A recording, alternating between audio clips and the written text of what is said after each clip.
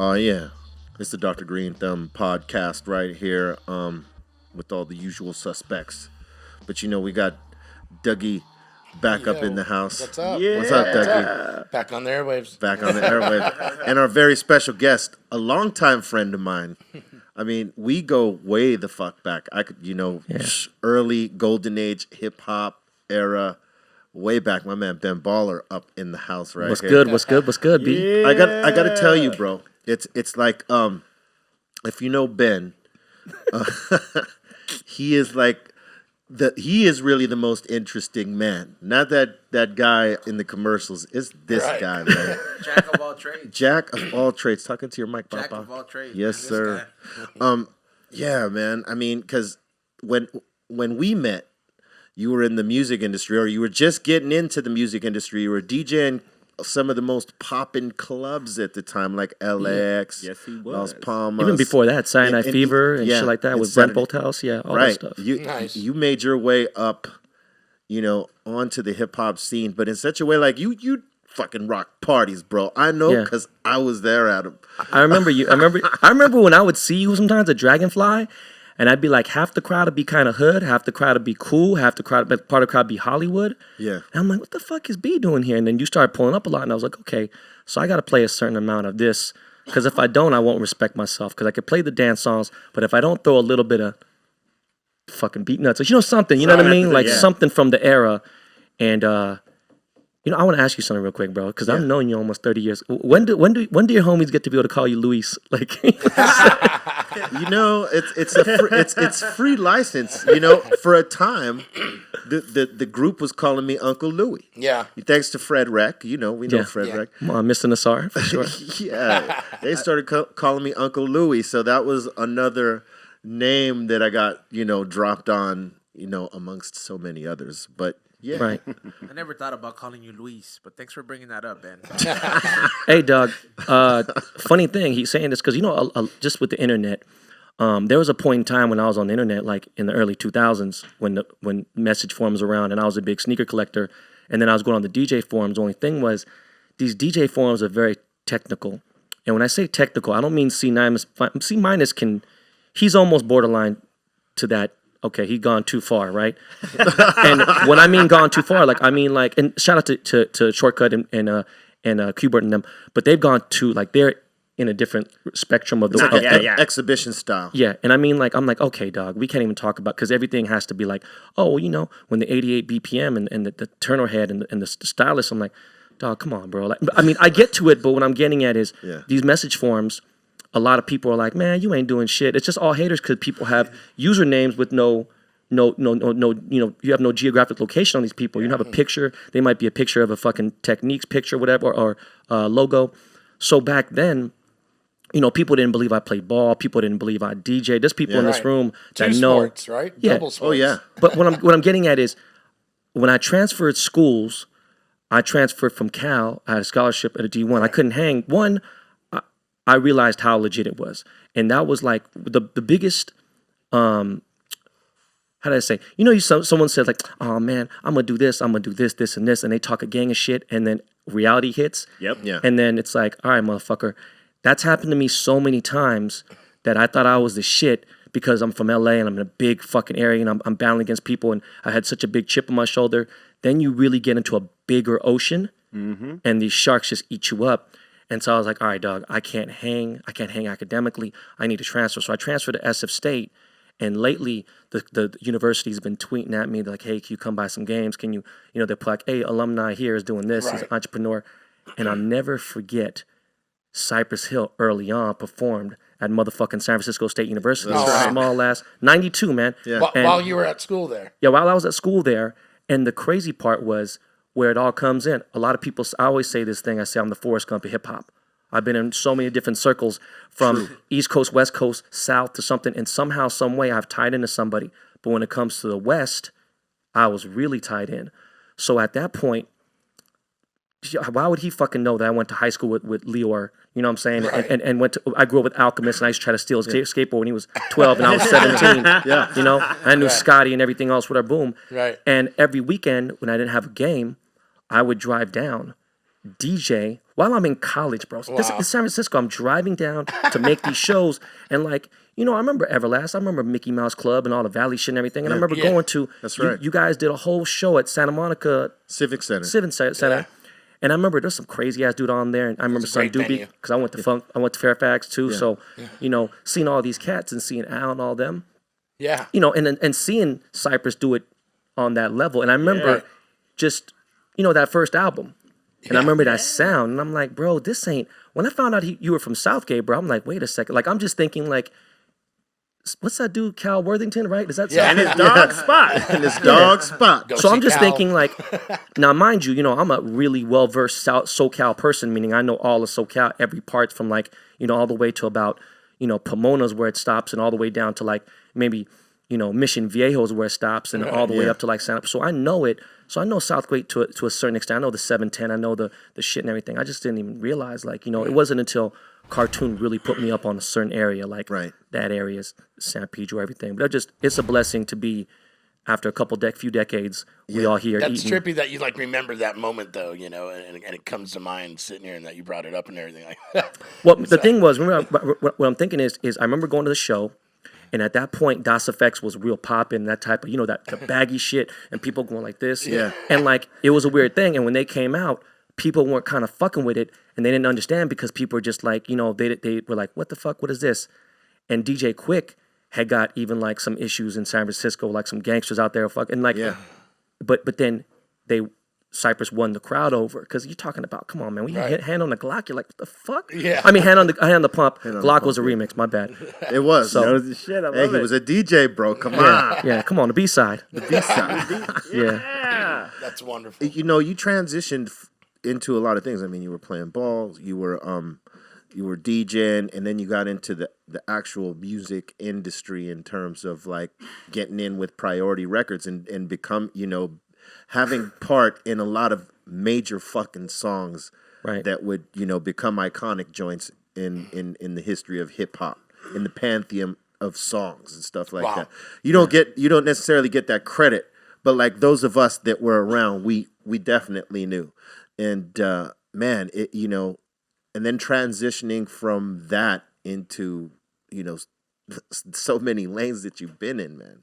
It's crazy to see you work and like be relevant in each part because, you know, like how you said, you went from this school and you felt like, you know, the energy was too crazy. You felt like it was too big at the moment. So you transferred to another spot to be able to get a grasp of it. But like it seems like after that, you just put your foot on the pedal and fucking went to everything heavy. It's crazy you say that. So like, let me like speak on a business perspective. So when I was real young, I just wanted to make money, right? I never had aspirations of being famous. I just wanted to make money. But when I was really young, I met Ice-T in like 82, 83. He kind of became my illegitimate godfather. And I was breakdancing at the Radiotron. I was learning how to DJ. Me and this dude named Rob One, rest in peace. Rob One. Rob One put the turntables in my hand, LA, you know, pioneer. We were in a graffiti crew together. So I was in every element of hip hop, from breakdancing, DJing. The only thing I didn't do was bust rhymes. Wow. And that came later when Jin the rapper was rapping. I told Dre, I'm like, bro, start writing some shit. I'm going to go, if this motherfucker goes gold, I'm going triple platinum off my image alone. I was talking so much shit. So going on with what B was saying is, when you're in school, you have that 4 years as an athlete, maybe 5 if you redshirt. Redshirt means you sit out, you know. And like these things happen, and I always figured out, this is what I figured out, and I didn't figure out till I finished college. When I was in high school, I was like, oh, I'm a senior. Fuck, I just figured it out. I wish I figured this out in my junior year, my sophomore year, because then by senior year, I'd have been more developed and seasoned. Ahead of the game. So I leave, I get to Cal, I'm like, yo, man, they stole my cleats. Calling me Chinky Winky. I'm the only Asian on the team, and that's like it was like jail. It was all the Mexican or, you know, Latins and like and the white, and then it was like the blacks. Right. So I was like, I'm gonna go with the blacks because we listen to hip hop, you know. And you start realizing how different people are. You got a team of 80-something people, and so when I finished college, I was like, yo, man, this shit ain't it. Right. When it came to music, now it's a little different. You know what I mean? My agent had told me, hey Ben, listen, man, the game is different now. You know, you got these young rappers that are 23 and think that at 27, you corny and you old. At 30, forget about it, right? 40, And Bro, that's- you and- fucking... and that's crazy to me. It's nuts. Yeah. And you think like 40, be like, yo, get the fuck, are you nuts? Because no one gives anybody a chance anymore, even though Right. you have your own destiny in front of you. You control your platform now, especially if you control your masters or whatever it may be. You can make things happen. You don't necessarily have to have an enormous machine behind you, even though it helps. I've been on both ends now because I was a DJ who had a man, whatever. And what I'm getting at is my agent's like, but 40, just forget about it. Right. And my most relevant years have been 44, 45, Right. 46, 47 now. Yeah. And my bag has gone crazy because my mom says this. She's like, you know what you're like? When you were a kid, you were a big comic book head. And you used to always watch that Silver Surfer. And I was like, yeah, because he's going through the waves. She's like, no. What it was he would go, psh, and the wave would come out. And when that wave was ended, he put out the other hand and another wave would come. And he goes, you always found a wave. And I'm like, I had to.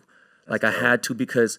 and it wasn't until I think 2012 where when I had my first son, I started realizing, yo, man, I just can't go out here and get this Rolls Royce and get these. I have to really think about his life. So each time a kid was happening, I'm like, fuck, I got to make sure they're good until they're 18, 21, or whatever it may be. Right. So it just motivated me to get my hustle up to a different level.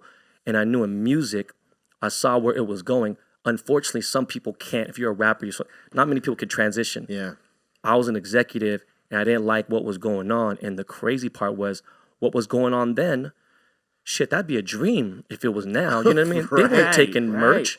They weren't taking no 360. What the? I never heard these of 360 deals are crazy. Yeah, and I'm like, yo, wait a second. Like when I talk to these artists, I have to. For any rapper listening to this episode, I'll never forget. YG came to me. He's like, hey, bro, I just got this single popping. Boom, I want to get this chain.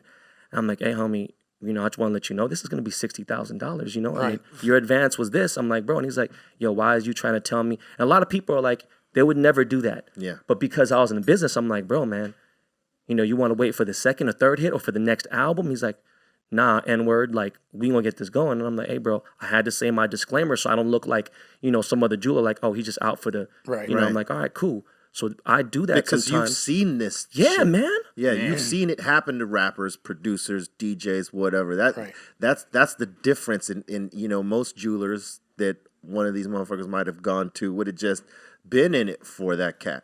They're just taking the money. They ain't bag. tripping. Yeah. I mean, some of the most relevant like LA rappers really like their first chain. They got it off of Slauson because my first. Everybody here has a different introduction to Ben Baller. My first introduction was when I hit Slauson Mall. Or the Slauson Swami. Then I was like, oh shit. Anybody who wanted to be a fucking rapper at that point, because that was what they were striving. They wanted to have that piece. So I can imagine for you to tell somebody that, they weren't going to take it that well, especially if you're from the hood. So I was like, that's real fucking game that you gave them, man. And that's like you're right, nobody would have ever fucking taken that step to say, hey, let me tell you real quick that that's not money you just made. It's like when you're selling cars and you don't think you got to pay those taxes for the shit you're doing. But this is the thing, man. People don't understand that there's a lot of different things about being in a geographic location that matters. My diamonds are going to be the same diamonds you get on Fifth Avenue in New York City, in Paris, in London, in Beverly Hills, Rodeo Drive. It don't matter. If you can get a Ferrari with no miles and the paperwork's good and everything and it's in Inglewood, bro, it is what it is, man. It's about who you're dealing with. Yep. Me being from LA, a lot of people, and no disrespect, listen, I know Chicago has a history of gang shit. When it comes to New York, though, and I see Crips and Bloods and I see whatever it may be, you could see, essays, Norteños, Southsiders, whatever it may be, whatever, there's gangs everywhere. But I grew up in LA during the heyday of the gang shit.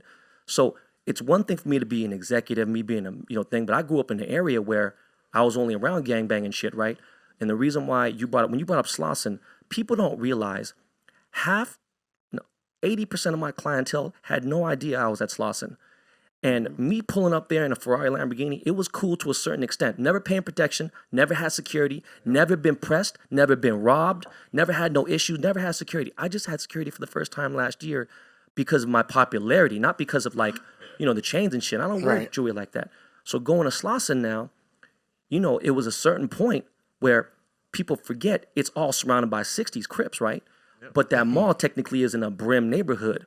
So I got to deal with that shit 4 times a year. They come and be like, hey, listen, check it out. All these 60s here. Let me let you guys know whose hood this is. I'm like, God damn, today, man? Yeah, that shit is borderline. And where's the first place someone's fresh out of county? Swap meet. They go to the swap meet to get socks, to get boxers. Right. You got to get your provisions. And at a certain point, I tell my cousin, I'm like, bro, I don't want to be here no more. Why the fuck? He goes, what are you talking about, man? This is what made we become rich. We become successful here. I'm like, bro, can we move boots though? We're right in front of the socks, the fucking wife beater, the underwear shit where every motherfucker get processed and boom, he come to get this. And I'm like, I don't want to deal with it. At a certain point, I wasn't being scary. I was like, you know what, dog? I feel it now. You had to elevate the brand. Not just that though. I felt it like the hood is finally like, hey man, there was a couple generations had passed, and now the youngins, they had no idea what my OG level was. Right. They weren't listening to their OGs in their hood. That's when it gets dangerous. Yeah. And I had a conversation with Nipsey because, he's down the street. We talk all the time. And he's like, bro, I don't know, man. I think, people know that they shouldn't touch you here and there, but I can't speak on behalf of these young 18, 19, 20-year-olds that see you in a Bentley or Ferrari driving down Crenshaw, driving down Western, or driving down Slauson. They might not like seeing that shit. And I'm like, that's what I'm starting to, I feel that climate. So, being there, it taught me a lot. And again, man, I'm at the exit plan of my life now, but I love coming back and seeing anybody OG because you see all the people, you went a certain way, you went a certain way. I don't know you guys well enough, but I went a certain way, right? We all come back. You live and you breathe and you live and you eat and you touring. I'm doing my thing. I got a family. We all got, doing our thing. It's a beautiful thing. And all the people that were in and out of our lives in between, they gone. They're not relevant. And it is what it is. It's crazy. And even on new levels, what I'm trying to get at is like now, 2017, 18, 19, like I just met Burner. I went on a show. We became connected. Now we're business partners in my strain. Well, the Cookies family, you know what I'm saying? Yeah. And like this. And it's like him connecting with you. It's a crazy fucking small world. That's a trip, right? Yeah, I'm just like, yo, and he fucks you so heavy. So it's like one thing. You know what's funny about the whole Burner thing? I know what you're saying because when I met Burner, I was on tour Be Real, and I thought I was going on the road as a very smaller crew. I'm like, here we go. We got our own bus friend. It's just me, Beeb, 2 other people. Got our own. And we get up, and it's Burner and his whole crew. We're sharing a bus with it. But I don't know who Burner is, so I'm just like, man, who are these fucking people? We got to share a bus with these motherfuckers. And before a week in, man, it was just like, all right, these guys are family. These are Dude, what a great guy. Yeah. We were supposed to meet one time, and I DM'd him, and he had been following me for a minute, and then he was like, oh, I can't meet you, boom. And the first thing sometimes, ego gets involved. You're like, what, motherfucker? Come on, bro. And my office is in San Francisco for my weed shit, so I'm in the Bay all the time. And I went to school in the Bay, so I know the Bay well. And then I find out that Burner had his daughter that weekend. Yeah. Everything went out the window. I was like, bro, I wouldn't choose me over, He's a good dad. Yeah. So, just all that. And one thing that I love, because we've had, and it's not, what pisses me off is I always tell this story, and I've told it before. One of the craziest memories I have with B is not a good one. Do you know what I'm saying? Like, these motherfuckers wanted to kill me because someone told his girlfriend a rumor of some shit. And the funny thing is, I have so much family in Soul Assassins that one of my boys was waiting outside a club when they all outside waiting to go come kill me. Oh my and I had nothing to do with nothing off a rumor. Dog, they said they were waiting outside House of Blues for so long for me to pull up that Muggs had to jump in and hurry to get the show started because they're doing a show. And my boy Block was with him. And Block was like, and Block was like, what the fuck are we waiting out here for? Us? Oh, some punk ass bitch motherfucker named Ben Yang, Ben Ball. And he was like, listen, what? That's my boy. What do you mean? It was just a misunderstanding, and it was because of the beef between Cube and Cypress. Right. And the person that kind of diffused it, thank God, was rest in peace again, Bigga B. Yeah. Bigga B. Rest in peace, man. Bigga came up to me at Opium Den. I was DJing at Opium Den. And he goes, hey, bro. He's like, hey, let me tell you something real quick, dog. I ran into Lorena Rawls, man, and she said, you running your mouth, blah, blah, whatever. He goes, yo, man, you gonna get fucked up and this and that. And I was like, he just started working with Soul Assassins. I was like, Big, listen, this is the situation. It was nothing deeper than, and it started getting ugly. Like, I ain't gonna talk about motherfuckers lost their chains and shit got bad. But thank God the beef got squashed. And it's just funny when I think about that, and I think about Burner, and I think about all the new shit, all the old shit. It's a lot of history between us. So it's a amazing thing. So one thing is, when you become successful, different for you guys, you've had an image of weed, street, everything, whatever. You never had an image that was soft. Not that I'm saying I had a soft image, but if you see somebody with big chains, you see like Rolls Royces, and you see I'm Asian, you're not thinking any street affiliation whatsoever. Never. Right? You're absolutely right. So even on the weed shit, people cut me sideways. And my biggest thing is like, motherfucker, you know how long I've known Kenji for, bro? That's like my guy, 20-something years. You trying to tell me like, bro, I've been smoking good. Well, I'm from here. What do you think I've been smoking? Like, yeah, people have a false perception. Definitely. Yeah. Yo, the first time I That seen could him, work in your advantage though too. Sometimes. first time I seen you come into the studio, and I was like, maybe my second year here. I was like, and I didn't say it. I was like, man, I asked him when you left. I was like, is that Ben Baller? He's like, yeah, he came for a Kenji jar, and I was, and he literally had like a jar set aside, like, and I was just the same like jeweler Ben Baller, and he was like, yeah, that's my homie. He's been knowing about this 2.0 shit for a while. yeah, Man. It's crazy, man. I mean, he's an LA native, so He's doing it all right now. He's privy to all the fire that has come before this wave of shit that we smoking now, right? I mean, bro, let me tell you how bad it got. I remember the times where, I finally started making almost 6 figures a year as a record executive. But you're 45% of that's going to taxes, right? Right. So you make half that, and I've spent that 45% from taxes because I'm over living. I'm living beyond my means, right? So I'm outside with my boy Nick Adler. We're at the Roxy. I see B at Rainbow, of course. Motherfucker used to live there, right, at the Rainbow. And Dougie was there too. Oh yeah, man, I lived it. So by the way, the Rainbow had great fucking food. They sure did. Still does. I'm walking down and I'm still buying like quarters. I'm not even buying ounces. Yeah, you feel me? I'm buying quarters to smoke and everything. And I'm walking down by like a block past the Roxy, and I stop. Right. And my boy's like, "What you doing?" And I'm like, "Bro, I know motherfucking Kenji somewhere around there. I know they got weed." Right, girl. I'm going the wrong way. What the fuck does that mean? I'm like, "Bro, just please shut the fuck up. Let me just tell you what's going on." It's like, and I remember putting Nick on Kenji, and he was like, "Holy shit, what the fuck is this?" There's people that I know who are very, very insane weed connoisseurs. I can't even say, I can tell the difference between, a sativa and a hybrid, and a indica. But when you get to like, oh, this is fucking cotton candy. Oh, this is granola cookies. This. Right. It's like, come on, dog. That's a Fruity lot. Pebbles. That's a lot. But I'm saying like this is elephant pussy. Like Yeah. bro. But when That's a good strain name. I would name a strain like that. I just made it up. Sorry, man. So what I'm getting at is one of my boys who has been a crazy weed connoisseur. His parents. Who is it, Nick? Nah, dude. Oh, no. My boy, Okay. I it's thought a you were Korean talking dude. about me. All he does is he just kind of doesn't really do much. His parents have like a strip mall, so like they don't make a shitload of money. They make enough to where he doesn't do shit. Right. So I remember when you saw me, that jar, that day, I went to go see him and I dropped off some nugs. And he smoked and he goes, he's like, bro, I remember this fucking taste since 2006. Yeah. Bro, for you not to have it for 6 years or 8 years and remember that You're taste, just like, it's back. that says something about the level of kind For sure. that this motherfucker and y'all are used to. Amazing. We Truly is amazing. C minus and I say this a lot. We train for this. We do.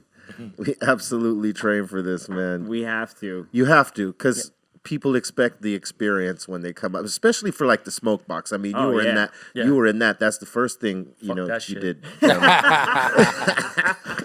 I gotta still be a dad today. Like I can't even like. Can't go too crazy. Listen. You think about. Okay, now today there's like Wiz Khalifa, right? I'm talking about. Think about somebody who's been always known for like weed, right? Yeah. And can I borrow that lighter, man? Sorry. Yes, sir. And I remember the first time Redman, Eric Sermon, and Keith Murray. I had one of their groups. I had a Def Squad group. They came to one of your videos. It was That's right. It was it was a remix, and you crushed the ice. Oh yeah. thing. Oh, that's right. And I couldn't be there. And like we talking about, I was like, bro, man, I can't be. There's a little bit of weird shit going on with Cube and everything. Yeah, that was like one of those visual Effects. No, it's not. It wasn't an effect. It was like a It was message. a subliminal diss. Subliminal message. Yeah, You're or crushing diss. the. We were crushing. I get it.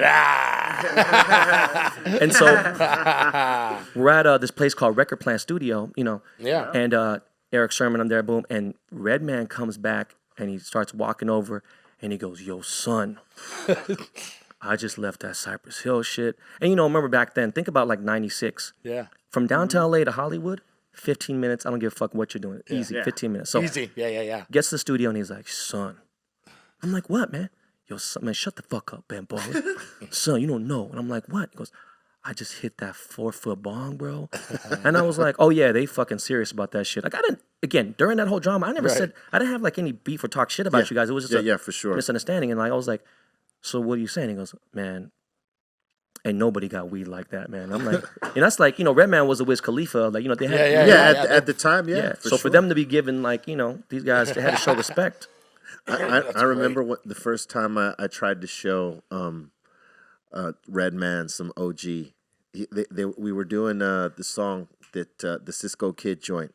Right. He had called me and says, "Hey, yo, I want you to get on this joint. By the way, if you got some weed, right?" So, everybody knows my other name is Dr. Greenthumb, right? So they're fucking hitting me up, right? So I'm like, yeah, sure. What time we there? All right, bet. I'm gonna bring a bag. Bring a bag of some OG. Yeah. And he looks at it and he's like, man, this shit smells good. Blah, blah, blah, blah. But you got any purple? I was like, Red, this shit is like phenomenal. It's like what everybody here in Southern Cali is fucking with right now. This is like it's not even for sale. That people don't understand that. Right. At that Gotta time, have the ends to get this. No, yes, you did because at that time it was like at $500 an ounce. Yeah, it was insane. 8,000 a pound. It was fucking crazy. 500 an ounce. It was Bro, insane.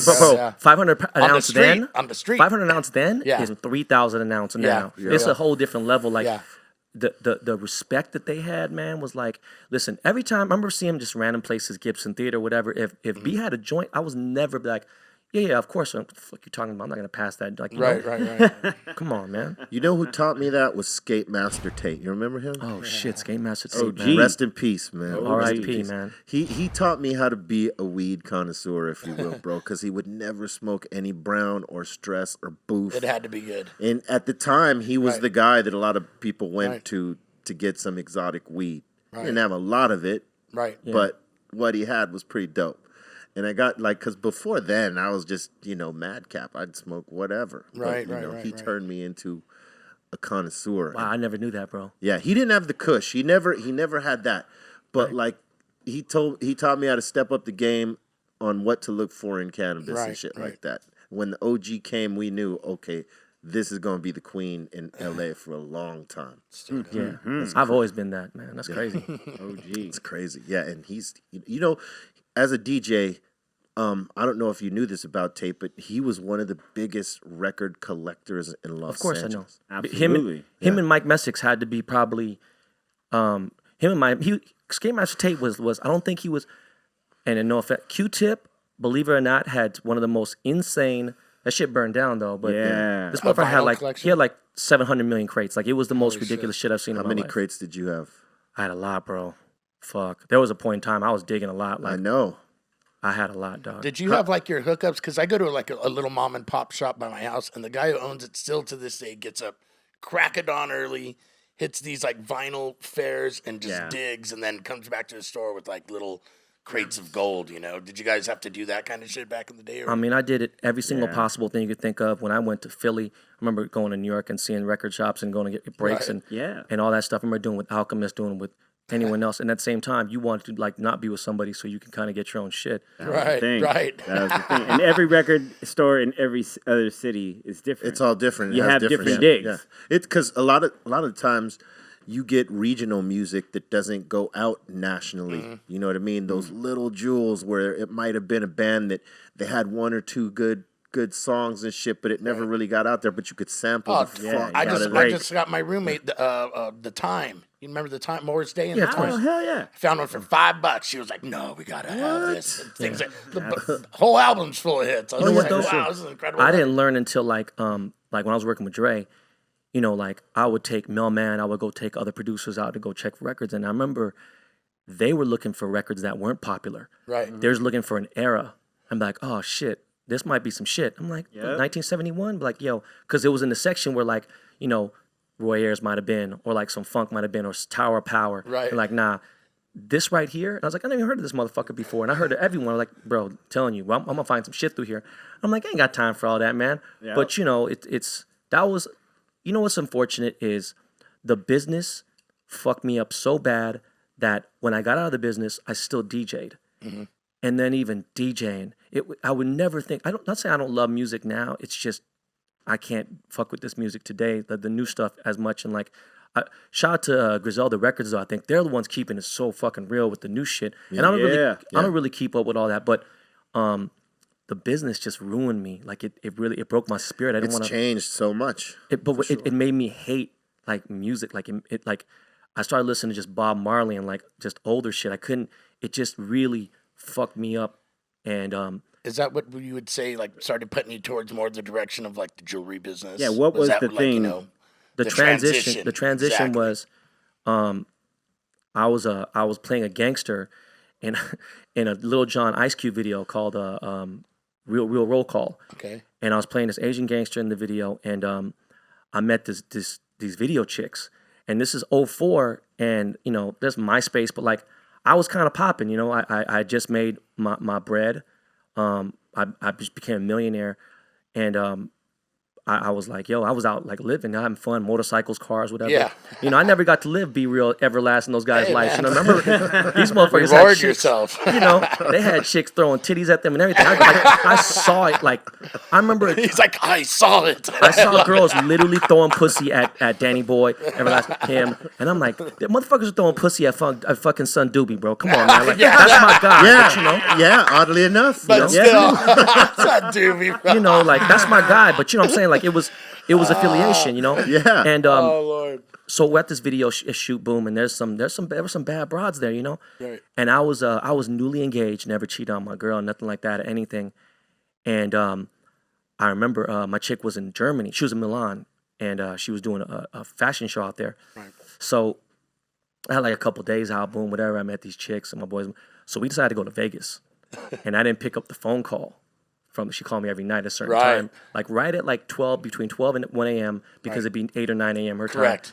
And I didn't pick up the phone. You dropped off the pattern. Yeah, and there was no like internet, you know, so you couldn't tell where they were. Anyways, but Right. but like yeah, so it was I had fucked up, and that had she was so connected to me, she felt my energy, and I was lying the whole night, She's whatever. like, something's She going just on. she felt it strong, and I wasn't about to sit here and carry on something. It was just a fucked up situation. Bottom line is, I knew at that point I was probably not in that space, whatever. So we, you know, Right. things broke up, and at that point there too, it was a bunch of things. I said, yo man, I have some bread right now.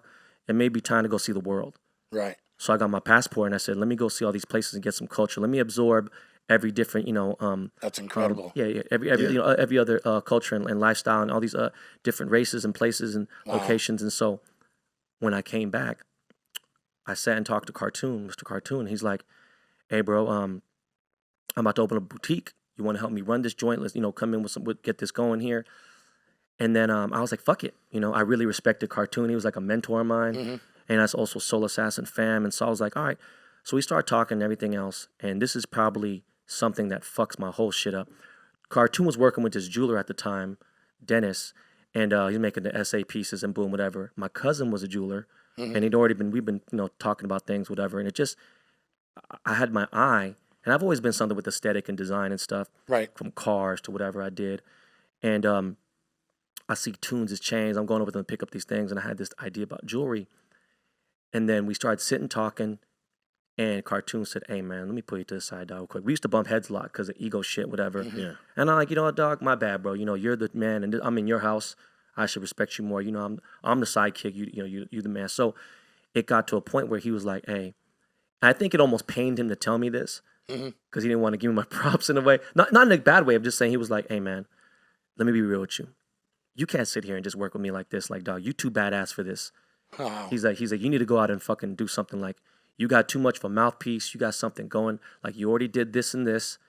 It's time for you to find your next career, you know? Oh, so he kind of gave you that encouragement and that little bump, if you would. He wasn't telling me A to leave. nudge, He just nudge. He was just like saying, like, if you ever saw the movie Good Will Hunting, and Ben Yeah. Affleck and Matt Damon are sitting there, and he goes, no offense. He goes, but if you're fucking still here in 10 years, I'm going to kill you. That's a great example. Do you know what I mean? That's It's like, basically yo, like bro, saying, like, in a you certain got- way, like, you got more potential than what Yeah. you're doing here right now.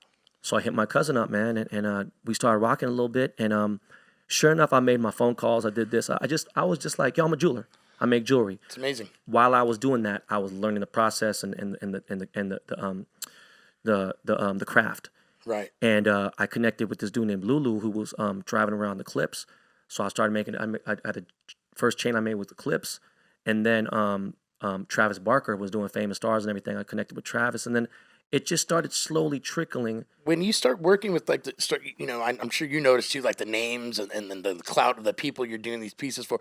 Who's like designing them? Like, do you have an idea of like this is what you should have, or do they come to you and say this is what I want? And you just do what they give you. You know, it's 50-50. Really? I prefer they have a vision and they have the artwork, and the better the artwork, the better for me. Right. It's kind of like when Cartoon gets a tattoo. You know, he sits there, he's like, yo, bro. And then Cartoon has an amazing fascinating mind. I have too many things in the back of my head. Right. You know, I got so much shit going on. I'm like, listen, you need to give me a little direction. Something to go off of. I will execute the fuck out of it. Right. In the best way. So like, you know, if someone comes to me with the Cypress logo, I know exactly what it is. The thing is now, in today's world, all right, dog, I need to make this timeless, but at the same time, let me throw a little bit of my touch on it to make it a little more gangster. Yes. So, you know, back then it was just, you know, people come to me with crazy ass ideas with terrible shit, and I'm like, fuck, you know, and it's just. Yeah, because I was going to say, like, I noticed a lot of names, especially you notice a lot of the hip hop people, but I did notice a name that kind of piqued my. What would someone like a Tom Cruise want? He was getting stuff for like he had his daughter Suri. Okay. She got like a little nameplate. Oh, okay. He got gifts for Katie at the time. But some more like gifts for like ladies in his life and shit. Yeah. He didn't get like a big Scientology piece logo or something like that. I think that would be a hell of a piece to walk around with, though. Man. I am a god piece. Or I made an I-style Dianetics book. You know. Yeah. Like I was man. gonna say, what is like the strangest thing you probably have made? Shit. You know, tell you the truth, I never really went on too many OB/GYN visits, you know what I'm saying? Right, like right. With girls until like, you know, you have a baby. I guess there's that tool. You know, talking about like that like fucking the forceps. yeah, it's like the little fucking the gynecology tool. The gynecology tool. You know what I'm talking about? It's called it's speculum. It looks like a pin. It's a speculum. Yes, the speculum. The gynecology You would know what that is. So anyways, I made one of those in actual gold and a little bit iced out. And then I asked the dude, I was like, yo, he's from Chicago. I was like, hey, bro, like, his nickname was Bush, too. And so I guess he just loved pussy, Bush. right? He loved pussy. So I was like, hey, bro, like, so are you a doctor in any which way? He's like, nah, motherfucker, I didn't even graduate high school. He's like, I just love pussy. And He's a Bush doctor. That is insane. Crazy. Let me ask you this: Did anybody come to you for the Grammys? You know, because you know a lot of them cats, you know, Or the we know. Oscars. So this is the thing with where I'm at right now.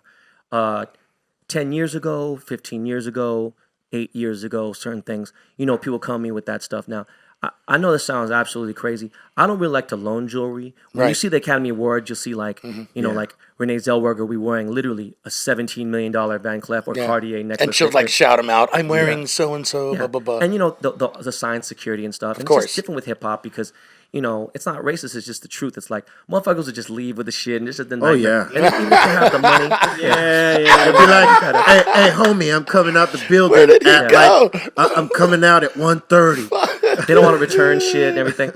But Oh my God. on a real level, I made some things for that. And when it gets down to it now, it's not worth my time, man. I don't Right. I know that sounds stupid and like, because Cartier will still do it. But where I'm at for what I'm doing, and I'm going to elevate it a different way, I don't need the shout out anymore. Like people are like, hey man, I'll give you, like early on, Fat Joe's like, yo man, let me help your business. And you know, boom. And I respected Fat Joe. Oh, hell, he was one of the really instrumental people in my jewelry career that helped me. And it's like, I don't give a fuck how big you are. Bieber hit me up. You know, I'm like, yo, bro, I ain't got the time, man. I'm just busy right now, dog. Right. Like, you know. You want it, you buy it. You are busy though. You also consulted on the movie Adam Sandler put out, Uncut Gems. What was that like, hanging out and doing all that? You had to coach him to like be a jeweler. So this is the thing, man. How'd you get that call? So the directors, Josh Safdie and Ben Safdie. So it's random as fuck. I'm at home, Netflix and chill, and there was nothing to watch, and so I go to Amazon Prime. That's more my go-to than Netflix. Yeah. And I was looking at movies, new movies, boom. And my wife goes, "Oh, let's stop here." And I was like, "No, I'm not trying to see this Twilight dude like that Robert Pattinson. Like, fuck Yeah. out here. I'm not trying to watch this dude. He too pale for me. Too pretty." So we watched the preview, and this dude's playing like a drugged out, like he's playing a scumbag. You know what I'm saying? I'm like, wait, hold on. And it looks gritty, real independent style. I'm like, oh, you know, I'm a film dude. I got my degree in cinematography, so I was like, all right, let's watch this shit. So we watch it, and the movie was actually really dope. It's called Good Time. So I tweeted out, yo, I just watched this movie, Good Time, and that dude from Twilight was lit. This shit was pretty good. Right. The director starts following me, hits me up, and he goes, hey, man, just so you know, I'm working on these movies here and there. I have a project I've been working on since 2012, and it's starting Jonah Hill, and Jonah Hill, Joel Embiid, The Weeknd, a few other people, and we started talking, and he goes, you know what's really crazy? He's like, I was on 47th, which is the Diamond District in New York City. He said he's right in the heart of it, in the middle of the street, and he said he turned around. He's scouting for the film. Bro, this is 6 years ago. You know what I mean? Like, we're talking, he's telling me something from 6 years ago. Right. This movie's been in production or in thought that long. And he turned around. He said, oh, shit, that's Ben Baller. He's one of the most famous jewelers out there. Boom, I wish, I would love to talk to him and, pick his brain. Right. So he tells me that. I tell him I fuck with the movie. We start talking about the script. Right then, immediately, Jonah Hill gets kicked out. Adam Sandler comes in. Wow. We start talking about the movie, and he goes, yo, I want you to be in the movie. We're going to shoot in L.A. and Vegas and New York. A lot of things happen in movies and stuff, and the process changed and stuff. Correct. But before Adam went to New York for the 3 or 4 months of filming, he's here in L.A. He's based in L.A. So one of the cool things is I talk a lot of shit. I talk a lot. Sometimes I'm good at keeping a secret, though. Mm-hmm. And I don't tell people what I'm doing. I don't tell people where I live and certain things. And so sometimes, as bad as I want to tell a motherfucker, like, bro, this motherfucker think he doing it, man. God, I really want to go and do something. I have to contain myself, right? My sister is a pretty big stylist. That's how I know Tom Cruise, because she was Tom's stylist for 14 years. Right. And she's Adam's stylist.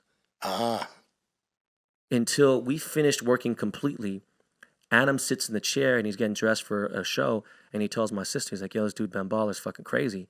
And she's like, yeah, of course I know. And she goes, why would you? He's like, why would you know? My sister's a very normal, regular person, sophisticated, not a fucking piece of shit like me. She's a good person. You would never think, if you talk to her, be like, God damn, I can't believe you guys are related. Right. Polar opposites. And she goes, that's my blood brother. Wow. And Adam was like, what the fuck? Are you fucking serious? And he tells her what happened, and she texts me. We talk all the time. Yeah. She goes, why wouldn't you tell me? That maybe would have maybe made things a little easier. And I was like, you know what? I'm at a point where I don't need no nepotism. I don't need no assistance. This shit is, if I can't do this shit on myself, I don't want to use that. So first thing Adam did is he hits me up. I don't get, we grew up in LA, dog. We grew up on but there's certain people, come on, man. First time meeting Michael Jackson, first time meeting Prince or somebody, you have to kind of okay, this is fucking crazy. Yeah, totally. Adam was one of those people. I wasn't getting nothing, but I was like, all right, listen, I'm a bad motherfucker, boom. Yeah. Adam's dope. We meet up. This motherfucker's wearing some shirt from Hawaii that I don't even know if it's his. It's fucked up. He had this jacket on. He had some sweats. He's on regular dude mode. He had some shoes that looked like they might have been clog/croc/ Oh no. He was relaxed. Yeah, he's cozy. Right. Pulls into my store, and I found out he smoked, so I gave him some of my VVS pens. We started talking, boom. Then I find out, because Grandma's Boy is his movie, and he's I like, love that movie. I love that movie. And that movie is so stoner. It's a stoner. Classic, yeah. And one of the main guys in the movie is a friend of mine, Nick Swartzen, right? Yeah. Yeah. Yep. And so me and Nick start talking, and he's talking about Adam, whatever, boom. And again, I never mentioned any of these guys. Right. So he's like, okay, the first thing, he's like, give me some slang words. What are some words I need to know? And I'm like, okay, well, bust down is a fully iced out watch with diamonds everywhere.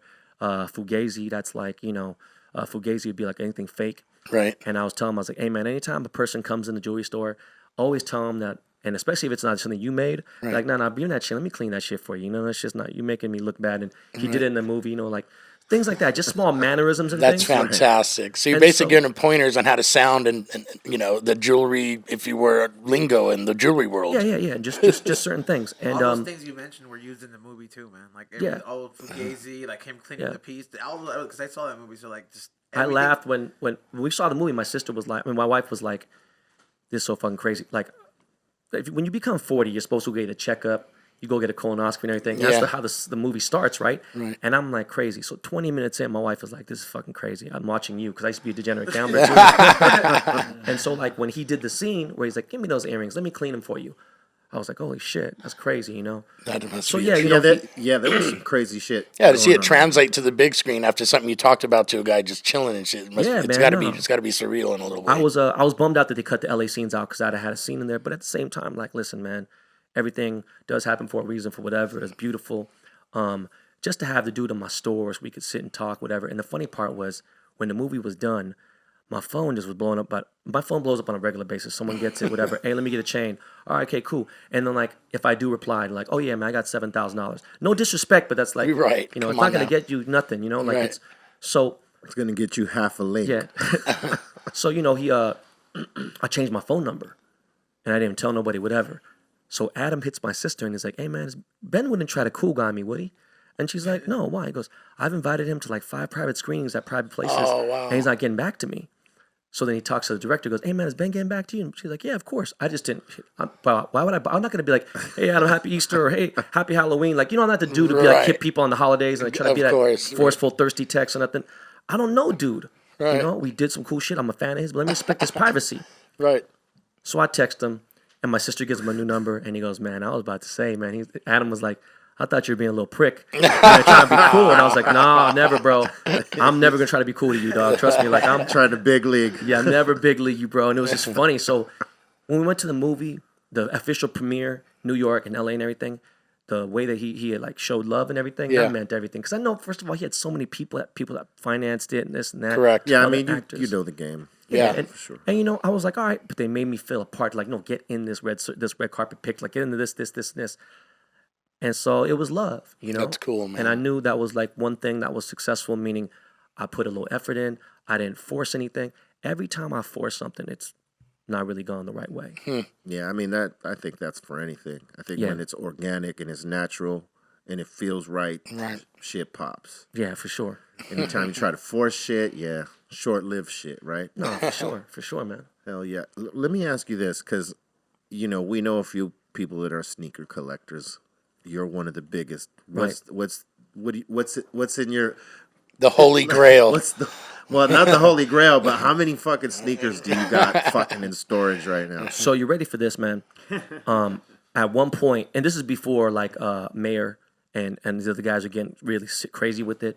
And there's like, now, you know, you got people who have insane money and just like not realistic, Instagram, whatever. You know, in my heyday in 04, I had 1,800 pairs, right? Damn. Recently, about a year and a half, 2 years ago, I got myself down to, and I don't think I ever went even below like 200, 100. I got down to like 45 pairs. Oh, Really? wow. And I had to because I started wanting to, I mean, I have collector problems with all kinds of shit. And I was like, let me Right. figure out what in its art right now. You know, so I was like, the sneaker shit, I'm just more simple now. But rest in peace, Kobe, ever since he passed, you know, I had these undefeated friends and family Kobe shoes that were like, they were like $6 or $7 grand. Now they're like 50,000 now. Oh yeah. Wow. And now the thing is, this is crazy, man. I shouldn't even fucking, it's such a bad story, man. It makes me look so bad for like Kobe. But Kobe's my boy. That was my homie. That was like, we were cool. Just want to get into that. But, you know, sneakers, like, it's currency. You trade, you Correct. flip, you know, boom. It's like art. Yeah. But it's like, you know, if you have a really hot shoe that's worth 1,000 or 2,000, 5,000, be like, all right, you know what I'm going to do is, check this out. All right, give me a band here. Let me get a couple of these hoodies. Let me get these shoes. And then do me a favor. Get me that Cos pet toy right there. Like, we do trade. We do barter. Right. So, January 25th, my birthday is the 27th, by the way. My birthday party is the 26th. I drove on the way to my birthday party and found out he had died on my birthday party. And like half my party didn't show up, you know. It was very small as it was. And I was devastated and everything. On the 25th, I was going to the store to trade those shoes in for $7,000 in trade. And they were in my trunk with other shoes. And me and my wife got in a fight. And I was like, you know what, man? I'm just trying to go get some food, do this shit. I just want to kill some time, clear my head. And she's like, it must be nice. You have to clear your head. You know, blah, blah, this and that. And the kids are acting crazy and whatever. I'm like, you know what, fuck it. I'll just fucking stay. I don't want to fight with her anymore. Right. But I was already on my way out the door. So my boy's like, yo, bro, if you want, I'll drive to your house. He really wanted those Kobe shoes, right? Right. Then he dies the next day.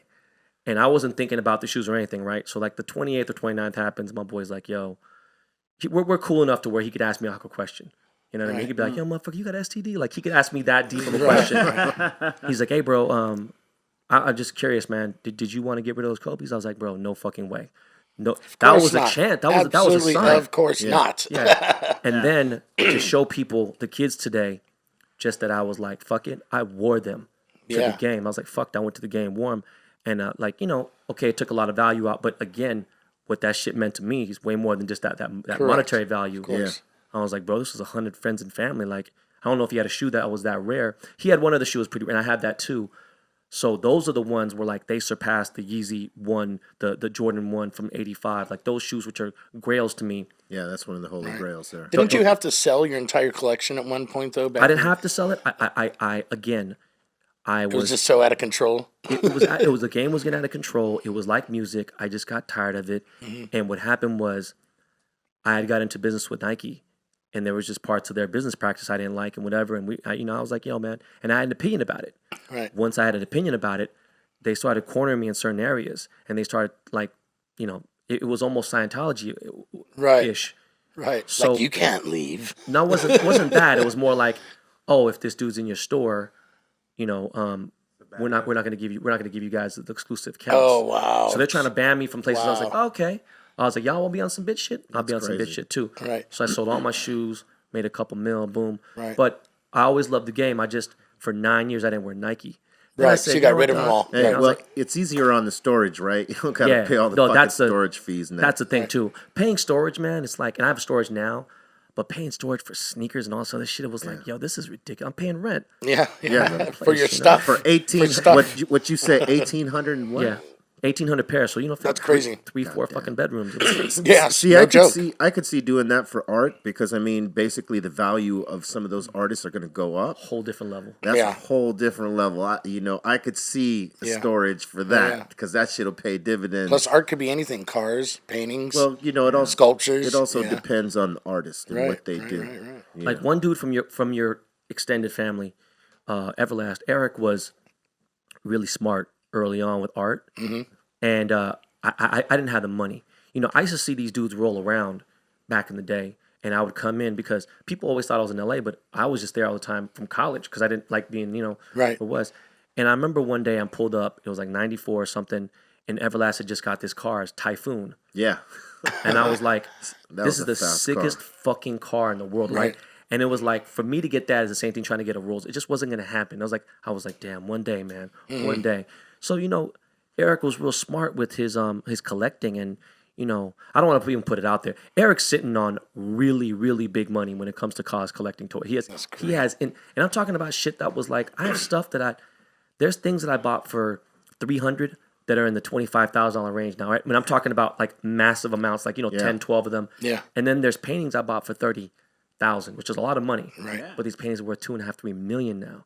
Incredible. And Eric was just Yeah, he's still Doing that. He still goes heavy in that. this lane. motherfucker, man. And the fucked up crazy part was like how I had the Kobe with my boy. He was gonna sell me this thing, so I was like, "Yo, bro, I can't believe I missed out on this one thing." He's like, "Man, don't even worry about it. I got you." Boom. He had this place in the valley. He's like, "Yo, just come by my place in Corona." And I was like, "Bro, I'm not driving to Corona for this thing. It's too fucking far." So we were talking about it for a long time, and just like I was gonna get a jar from Kenji, we've been talking about it for like months, right? Finally, I'm like, "Dog, I'm about to go get this dude." So I go check the piece at the time was worth maybe like $2,500, which is still a lot. But he's like, "You know what? It was $825, no big deal. You a homie, would take care of you." Yeah. That motherfucker jumped up to like 25 grand. And Eric was like, "Hey, dog, so what are we talking about on trail?" I was like, "Fuck, man. I should just went to fucking Corona and just, So I know these guys have storages. People have storages, and they carry the art in there. And it's like, what he's saying is right. If you're paying $800 to $1,000 a month, who cares? Because the shit is growing 20,000, 100,000 a month. It's like, Yeah. it's paying for itself. Yeah, it's a pretty cool investment depending on the artist for sure. Yeah, man. Hell yeah. What are you doing next? What you got planned next? So, one thing that I have to, because you guys are cannabis connoisseurs. When I started VVS, my cannabis vape company 3 years ago, I just thought it was gonna be fun, it'd be cool. But then I started making. This was before the fucking the what are they called again? The fucking act the fucking IRS, the BCC basically. Yeah. They're the biggest legal extortion motherfuckers are just crushing us, right? True that. Fucking bullshit. I don't know how many new compliance. Every time a new compliance comes, I'm just like, bro, we're not making money anymore. This is crazy. So we're just waiting it out for for shit to be 50 state legal so we can just be bought out or whatever. But it's just like, some people are like, oh, you're only for the cash, blah, blah. Man, shut the fuck up, bro. I'm a businessman. I've been smoking, bro. Like, don't tell me what this is. And everyone's like, you know how the internet is. Yeah. You're, what's wrong with whatever. They would never say maybe him or Kenji or something, but like, they see me, Right. they don't know my background in cannabis, but the pen started doing very well. And then they started doing really, really well. And then that whole pesticide shit started coming around. And then people started dying years later, whatever, boom. So like the cannabis game has been very nice to me, very good to me. It's afforded me to take care of my family much better. So with that being said, that crazy vape scare just happened recently. Right. And that kind of slowed down things. But when it slowed down things, it put more things in perspective of, all right, so how are we going to attack this in a creative way? When that happened, I realized that I connected and met some beautiful people that has hit me up for favors. And I'm a good paper person to owe a favor to, right? Or you'd want a favor from me. And so, I networked with some people, and some of these guys are really powerful in the grow space, in the cultivation area. And so they're like, hey, man, you ever thought about doing your own weed? And I said, I thought about it with my partners with VVS, but no offense, they didn't have the genetics. And so they were like, well, what's the deal? And I'm like, bro, listen, I don't expect to be putting out some Insane OG or Kenji OG, but like, it's got to be something where I got to take it, especially if it's flour. The pans, I just need to have really clean oil that was good. Right. And so I connected with, the Cookies fam and them, and we started Ben Bar to the strain. We launched like in a few weeks. And, the packaging's like luxury, and it's nice, and it's good, and it's fun, man. You know what I'm saying? I want people, like, I've developed a pretty cool fan base. A lot of young cats follow me. I can kind of like, not directly, but indirectly mold them and be like, listen, man, don't, do too much. I'm using my platform for something positive. I'm trying to. Mm-hmm.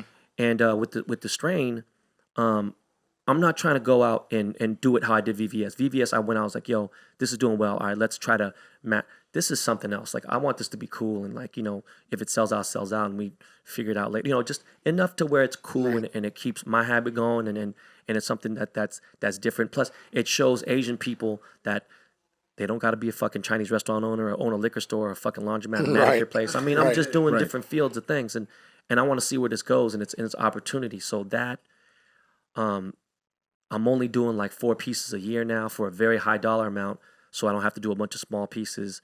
So it gives me a little more time to be a dad. And I have a Ben Baller brand. So like, I did an all gold money counter, 1,000 sold out in 8 seconds. I'm doing like, that's sick. Yeah, travel accessories. So now by the way, I got to bless you guys. My next one dropping on 420 is I'm doing a Ben Baller all gold vacuum sealer. Oh, wow. They all want that. Yeah. They all want great. that. Burners gonna want that all day right there. And I need that. And what's funny? I'm bless you guys. I haven't announced this at all, but obviously, what comes next. So we're doing it in sections. So after that, we're doing the small Tanita scale. You know what I mean? All gold. Yeah, all gold. great. Tanita scale. Gotta do it. Oh man. So, it's been beautiful. I signed with XL Sports Management. They represent Tiger Woods, Derek Jeter, 15% of the biggest NBA stars in the world. I'm the first non-pro athlete to sign to them, and they're getting me bags now. So, like, I'm just basically now, all the hard work, like a lot of things, these blessings I'm seeing now, they're from like 15, 20 years ago when I was like tailing them and trying to figure out what's next. And it's all those blessings that they're finally starting to come in. Full circle. Yeah. And so now I'm like, all right, well, cool. Let this work my shit out. And listen, man, I can go out and really work hard. And not say I don't work hard, but I mean, when I say work hard, like kill myself, burn the candle on both ends, and be on some, let me make $1 billion. But that's not like, I'm good, and I know how much I need to get. I know how much I need to make. I'm not trying to go too much over that because I'm like, fuck that. I'd rather enjoy life, man. Yeah, you got to have like your personal life too. Be a dad, have fun. For sure. Yeah, I mean, because you came from the grind era when we were always going from thing to thing to thing. Some of us didn't spend much time at home. Yeah. So and when you get in that pattern, it becomes the pattern, for your life, unless there's a slow down moment. Yeah, and when when you're doing it, it feels normal. I've been on the road. Yeah, man, I've been on the road for 16 years. But speaking to the fact that you're a family man, sometimes that is what that is the thing that has you pump the brakes because you want to be around in those moments that you miss when you're gone. Well, how old were you when you had your first kid? Oh, well, I was a young buck, but I was like 16. Oh, you're 16. Jesus Christ. So no, like, but my you have your younger my ones. daughter now, she's gonna be 10. So married, to her mother and all that stuff. It put it in perspective for me. Like, I can still go do the tours, and these guys know because they have to cover for me when I'm gone. Right. But you know, hey, if you're gone so long, you miss certain moments. But what I'm getting at is like when I was 19, I think I almost got this chick. Well, I think I'm sorry. I think I got this chick pregnant, and whatever, and like, what she was worried about it, and I had to tell her. I said, "Hey, man, fuck, you know." I was like, "Man, we're Asian. You already know this shit ain't like common between us." But like, oh, it's super. It was just true. Stereotypically, it was true that Asians didn't have kids at a young age. It was like late 20s, and it's getting further and further as time goes on. But I thank her because that would have maybe slowed me down. I wouldn't have been able to focus. And parenthood is one of the best. It is the best thing that's ever happened to me. So me having my first kid at 40, I had a late start, right? And it's like all 3 kids. Now I'm done. Like my wife is 11 years younger. My wife is 11 years younger than me, so she can run with them. I can't run with them the same. I'm washed up. But I don't miss those times because now I know, like, all right, well, boom, I could go do this. I could pay someone to do. But trust me, when I want to be involved in anything, any of my businesses, whatever, one of my 3 businesses, I'm there, I'm involved in it. And I've mapped this out. Some people and other jewelers, this is funny. I just came into this realization last year, 2019. I'm still having a hard time thinking it's 2020 right now. It was summertime and I was in New York City. And for now 10 years, 15 years, I was like, oh man, it's a jeweler. I fucking hate that. Do you want to know why? C-Minus don't know me as a jeweler. He don't know me as a jeweler. When I see Fred Reck, when I go see fucking somebody, they don't know me as that. The crazy part is, that's what I've become most famous for. I had a TV show because of it and whatever. And it's like, I finally accepted the fact. I was like, yo, I'm a fucking jeweler, bro. This is crazy, right? And people are like, oh, that's amazing that you finally realize after 15 years. I'm like, but I've always been like a music dude. I'm like this, but you're not. And my wife was like, but you're not. But I think that's why your grind was different. And I think that's why people related to you in a different way because they're like, you were not just a jeweler. They knew. A lot of the people that fuck with you know your background, know where you came from. They know like your path and shit to where you are now. And I think that's what separates you from anyone else in the game. They don't have that. Yeah. You know what I mean? And there's that trust in the community, in terms of the people that go get that jewelry, the ones that... Oh, that's a big thing. You know what I'm saying? Some of these cosigns, you got to remember the jewelry business is the word jewelry is fuck, bro. You could talk about you could talk about like cultural jewelry from like tribes and religions and stuff. Then you're talking about like fine jewelry. There's costume. There's this. It's a very big thing. And you know how they have the magic show, like agenda. They have a jewelry show called the JCK. Of course. And have like there's be $200 million in jewelry. You're like, what the fuck? Then you go downstairs, all the fake shit and whatever. It's all over the place. Right. Wow. In 2017, this is the most prestigious thing. FYI. No jeweler on Instagram has ever been nominated. Never. Only person has been Jacob. And Jacob, what he's done to the game is insane, right? He goes far back. Yeah. But I'm talking about like these guys who have like, just the fake followers and all the shit and the clout and everything they're doing and the every rapper's video and getting shout outs. And I don't care. I never asked any jeweler for a shout out. I never asked a rapper for a shout out. Never in my life. Not ever. And I'm proud of it because most of my life I was always chasing, living beyond my means, thirsty, doing too much. When that cartoon hit me, that motherfucking Mark Machado, Mr. Cartoon, it slowed everything down. Right. And I was like, all right, listen, I'm going to let this shit come to me because I've worked for it. So, in 2017, I won Jeweler of the Year. And when I won Jeweler of the Year, I remember going to the show and I had my sister style me. My sister's never styled me in all my life. You know? And she's like, she gets me in this $5,000 Dior suit. And I go down, I'm at the Delano Hotel. I get down to the bottom. These people are waiting for me. These are people who are only dealing with they're the ones who drink the tea inside the Rolls Royce. That upscale shit. Upscale. Yeah. So they see me and I'm in the suit and I'm like, I'm ready. And they're like, well, what are you wearing? And I'm like, I didn't understand that. I thought she was a rhetorical question. I thought it was a real question. I was like, this is Dior home. I'm saying? I'm wearing Dior. This is a nice shoe. She goes, no. She goes, do you have your Supreme and your Bape? And I was like, what are you talking about? She goes, could you please put your streetwear clothes back on? And I'm like, no, I've been at this event before. It's like fancy. Yeah. And she goes, Ben, you won because you changed you revolutionized what a jeweler looks like. you're not wearing a button-down shirt, a shorts. You're not even wearing a collared shirt. And he's like, you changed the game. You broke so many different. People are wearing tattoos now. People are showing this. And I was like, what? I was like, I gladly went up there and put on my regular clothes. Right. Accepted the award, and it put me in a different echelon of people. That's now. crazy. Yeah. I mean, it's the work you put in. Yeah, and it sends out that message. Times are changing. People are looking around like, holy shit, that's kind of cool, actually. Oh, shit, I forgot, because I'm fucking high still. One of the newest ventures that I started in a late fall was my podcast. So to tell you the truth, that's probably the job or hobby, whatever. That's the thing that I enjoy doing the most now. Yeah. So I enjoy that more than jewelry making, more than the strange shit is dope. I love looking. I don't give a fuck what. I can look at cannabis. I can look at weed all day long. Do you know what I'm saying? I agree with you there. Yeah. I could do the same. So the podcast is doing really, really well. It's one of the fastest growing podcasts, and I get to talk my shit. I get to really, really say, on Instagram, how much can you really say in a caption? Even if you type out a bunch. Right. People misinterpret words, everything else. They're not going to misinterpret my energy right now. Right. You know what I'm saying? If I'm like, let's say you type down, man, fuck Be Real, dog. Man, fuck that motherfucker. Whatever. Oh no, I'm sorry. That's wrong. Let's say, well, fuck Be Real. Fuck him. People may think like they see that in the thing, right? In a text, like, oh, this motherfucker got beef with Be Real. Right, gets lost in translation. And I'm like, it's lost in translation. And I'd be like, I didn't sit there and be like, man, fuck that bitch ass motherfucker Be Real. Fuck him. Now I didn't mean that in a joking way. Right. It's hard to decipher when you're reading something on a social media. Right. Post. Oh yeah. Right. So I just go deeper. I'm more of a father and a husband on the show. I'm an entrepreneur. I talk about what I was doing before I became Ben Baller. How my listeners can help me expand things that I want to do, and just I'm just out there teaching, man. Right. That's cool, man. That's good because you come from that golden era generation where you have all that information. Yeah, I was reading trippier shit too, where like you got like certain gigs, like one at Denzel's restaurant and stuff. Well, like, this was during the same time. How are you catching all those like little breaks? It was just that right place, right time thing, or so again, it's that Forrest Gump thing. Remember how he was outside the Watergate scandal? Yeah, he was jogging down the thing, and some guy was like, "Hey, what should I name my t-shirt company?" I'll say, "Shit happens," just things like that, and just the things that were happening in his time. And I wasn't stalking anything. I think I've been very blessed to have timing. At this point in my life, I tell people nothing I've been doing is by accident. Everything, this was all meant to be for real.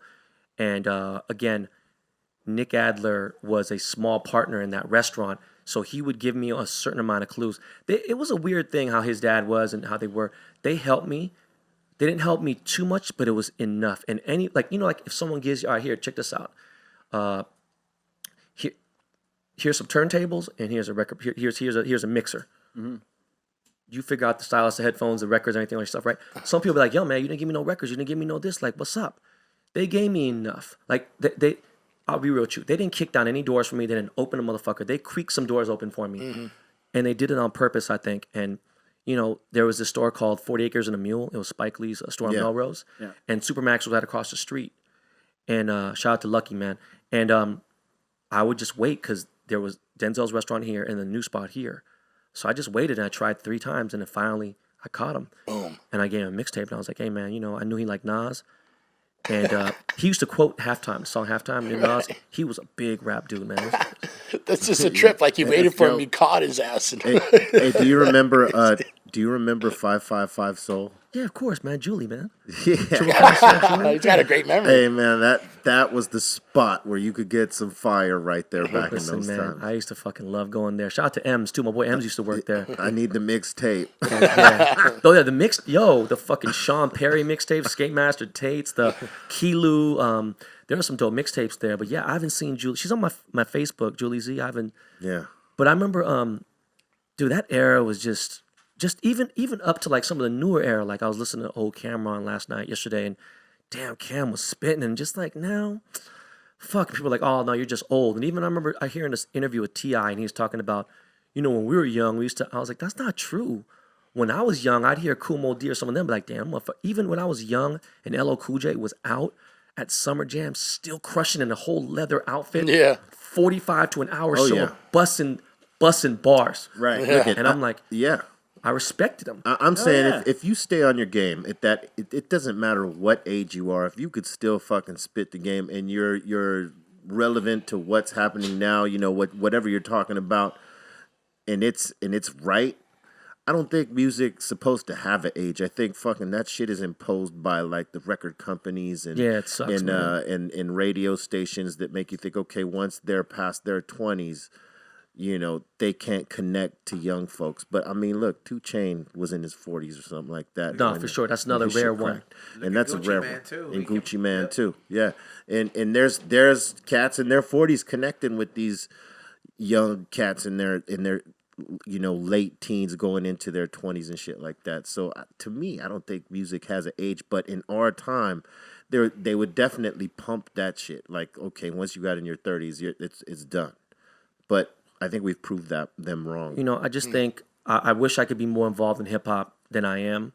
I'm not even involved at all. I'm saying like I wish I could be involved in a certain way because I look and see some of these legends that I listen to, and it's unfortunate to hear some of these like, you know, hearing people like what fucking group are they from? Not the Beat Nuts. What the fuck was it? Was it Main Source? I can't remember, but one of the dudes is working like Turnstile at, you know, New Jersey Turnpike and the fucking thing, and like J. Rue the Damager is driving a cab or whatever, and it's fucked up, right? And be like, all right, boom, you know, they should still be flowing, some of these dudes. I did an appearance in Seattle one time, and I'm at the airport, and I see Raekwon is on my flight, and bro, he might gotta be in the top 5, you know what I'm saying? And, you know, I mean, him or Ghost, but it was that family. And I see him, and he was like, "Yo, what's good?" And you know, this is the first time I've seen him since the Noah Ochi, M's, Loud Day. You know, so way back. Like who else? Fucking That is way back. Matty C, Scott, and all them. Yeah. Yeah. So goddamn. So you know, we're chopping it up a little bit, and I'm like, "Damn, dog." Like he's obviously he's eating, you know, right, but it's just like this dude is royalty to me. Personally, I look at him in a different level. Do you know what I mean? Yeah. Like, if we were going somewhere and we were there and he was going to buy something to eat, there's no way I'm letting this man pay for this. And not try to flex on. It's like, bro, no, dog, let me get your meal, out of respect. Yeah, out of super respect. And like, you know, just the people that were talking to him on the plane, I wanted to smack the shit out of him. And he was really content. He was cool. And I was like, yo, man, this is... Like, I can't believe you guys don't even, like... They didn't know. Yeah, like, this Lil Uzi, bro, do you know how fucking... dog, this dude, like... Yep. Listen, I'm willing to take... I'm a gambler, right? I told you, but at the same time, I have a winning streak. I'm not under, even though I was still a scumbag. I would take the bet 20 years from now. I would take $1 million bet and be like, listen, put up Lil Uzi's album. That's my boy, but put up Lil Uzi's album. Is that going to be what only, you know, for only built for Cuban Links or Enter the Wu-Tang? No fucking way. Do you know what I mean? In terms of longevity. Or as far as just legend still, like, you know what I mean? It's timeless. Right. Timeless so like, classics. I just think that we don't respect the certain OGs, you know, and it just, like, you see the Eagles, you see the Journey or whatever, and these groups, they fucking tour still forever. They flourish. You know, these fucking, we gotta, you know, I went to go see a Black Star show in Dubai, and most is still rocking, Caldel's still rocking. Hey, there's people still doing shows right now at a fucking top-notch level, man. Like, you know, because they've been doing it, because we've been active so long, right. they've mastered the craft. But there are some that, like, you know, they weren't as consistent. Where sometimes they're like, oh, they need some work. But most of them, you know, like how you mentioned, man, they're coming and killing shows, man. Yeah. Well, I mean, what's the last hip hop, like, okay, someone like OG? What's the last hip hop show you've seen? Was it OG dude? That it was OG dude. Before our time, you're saying? No. Or just period. Even 5 years after your time, like let's say the newest dude being I mean, look, Redman Meth. I've seen Red and Meth kill it. Still? A number of times. Oh yes, still. Shit. Still, Yeah, man. Still, they have one. Listen, they have one of the best hip hop shows that you can go see. If you're about that shit and you're about the energy, they bring it 110% every time. Yeah, for sure. They're still one of those groups that bring it every time. Yeah, for sure. You know, it's crazy. I remember I was Redman and Keith Murray's DJ for a little while. Remember? And goddamn, crazy. Dude, Keith Murray had like 7 fucking assault charges during this whole time. He was wilding out. Dog, we were waiting for a fucking limo in Atlanta, or like a driver. Yeah. And a car pulls up, and that fool's wearing the driver's hat. He beat the driver up, dog, and took the car. And like, he just so many different things that Keith would do before social media. Before social media. It's like, yeah, we're just kicking it. He beat up the driver and took the car. I remember going to a show you headlined at, and it was at the Vision Theater. Yeah. In Leimert Park, right. on Crenshaw. you were with Carmen, you were waiting, you were the main effect, but Red and them were before, and he was sick. He didn't feel so good. But all these big DJs are there, like Shortcut, what's my man's name, dude? Fuck, man. Heavy set, dude. Mark Love. Mark Love. Just all the usual suspects, but even the big dogs are there. Yeah. Like a couple big dogs. When I say big dogs, I mean like not premier, but big dudes. That level. And there was a lot of big hip hop groups. And I remember they said that Redman's like, yo, I want you to play one song. After about a minute and a half, flip this song, and then that's it. I kept flipping more songs because I was so hyped being this DJ. You know what I mean? People were looking like, oh shit, Ben Ball is doing fucking Redman's DJ. And he was saying, stop. Yeah, bro, stop. He literally had to say stop to me. And then finally Keith Murray walked over and pushed stop on the 1200. He's like, motherfucker, you don't hear us? And I fucked up the show kind of doing that. I walked off. I remember seeing you.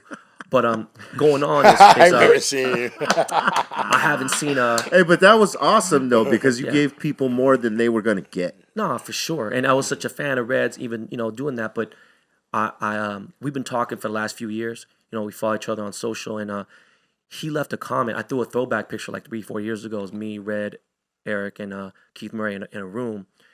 And Redman went out and goes, God damn, bro, I got some crazy pictures of you, Ben. And I'm scared to see him because I don't know, right? These usually just I used to say so much crazy shit. I would wake up from not a nap, from one of the motherfuckers knocking me out because I was saying outlandish shit to him. So he leaves this comment. He leaves a comment, and people are like, oh shit, Ben wasn't lying. He was real. And that's what kept happening now. People are like, boom, the Jay-Z thing and everything. And it made me feel a lot better. Plus, it built the credibility so much stronger and things. And Validation, all that shit. Me, Alchemist was trending yesterday, Sunday. Yeah, he was on the Oscars. And he was trending because the just in the hip hop category, they were like, "What's your favorite Alchemist song?" And so I said, I didn't even at him. I just said, "Bro, I legit grew up with this motherfucker for 30-something years. Like I've known this fool forever." And then Alan came in and goes, "Bro, we got so many stories, Ben Yang. Like it's crazy. Like, bro, we live lifetimes and lifetimes, and we're talking about." Then people are like, "Yo, what's up with the hooligans?" I was like, "Oh man, like talking about this." And then, people were asking me like, "Yo, so producers that really do beats and shit, and they're on like Fruity Loops or whatever. It's all the new shit I'm fuck with and whatever." And I'm like, I told a story and I was like, bro, man, Alchemist was heavy on that ASR 10 because Muggs was on it, and the only other person I knew besides Muggs was RZA. Yep. So I was like, fucking Eric was on the fucking SP, on the SP 1200 and the fucking S900, Akai and whatever, but Muggs. Soul Assassins, Cypress, was a big part of that flower or that seed that was part of his growth, Yeah, dog. And like yesterday at around 3:00, I decided to just Google the name Alchemist. I wanted to see songs. Bro, this motherfucker's catalog is so insane that it fucked me up because I can't believe this fool still texts me. Hey, what are you doing today, dog? Yeah, hey, man. When does he find the fucking time? He's like, he's constantly working. It's crazy. And he's even talking about new artists I've never heard of with like 7,000 followers. I'm like, holy shit. Anyways, going on is dope because I'm here at the show, and then Al's extended family. So it's just a crazy thing with where I'm at today. I'm never been this happy in my life. That's one of the greatest things in the world. So that's more fucking than anything. That is dope. Yeah. Yeah. That's healthy. No, for real. Stress is stress is there, dog. But I'm happy. Yeah. Well, we don't smoke stress, and we try not to allow it to get to us. Stress free. Hey, man, I want to thank you for taking the time. Oh man, come thank do you guys. the Dr. Greenthumb podcast, man. It's man. we've known each other long time. Long the time, roller bro. coaster ride of life. Fucking love this. Hold on, real quick. Hold on, man. He hit me. I don't know if we had C-. Yeah, I don't know if we had two-way pages then or whatever it was. Oh, shit. But he saw one of my first billboards in Vegas at the Hard Rock Hotel as a DJ. It was like boom, because he was with Korn. Yeah, when you were doing residencies. Yeah, and I was like, that was before any of these fucking, like, no offense, before Aoki and all that. Yeah, man. It was funny, and he was like, oh shit. Yeah, dude, I went out there and that was my first tour, and I saw this big ass, and I hit him. I was like, "Yo, I just saw your name on the thing." And he's like, "Oh shit!" And one of my first memories of like going out there and just seeing his name on in lights, right there on the fucking billboard. That's awesome, man. You're coming into Vegas. That's one of the best feelings, No, man, I thank you guys so much. That's crazy. Always talking about things I love. Word up, man. Let them know where they can find you. Obviously any social media, it's at Ben Baller. But what I'm really, if you really want to fuck with me and you want to get really get to hear about me on a regular basis, it's go to Apple and go to Behind the Baller. It's my podcast. And Behind the Baller, like I said, it goes to, I'm Ben Yang on there. A little bit of Ben Baller, but it's I'm never Ben Humble on there. But it's Ben Yang, Ben Baller. And we talk about, business, luxurious shit, travels, being a dad, and everything else. Real life. That's cool. But podcast is where you check me out for sure. Real shit. Hey, man, thank you again. No, thank you, man. Appreciate That's y'all. what's up. Love, man. Love. This has been another Dr. Greenthumb podcast. Make sure you visit our stores, all 5 of them. Eureka, San Francisco, Sacramento, Los Angeles, Sylmar. All flower was provided by those spaces. Thank you very much for watching. We'll be back with another one next week. One. Yo, what's up, man? This is your boy Ben Baller, and you're watching Be Real TV.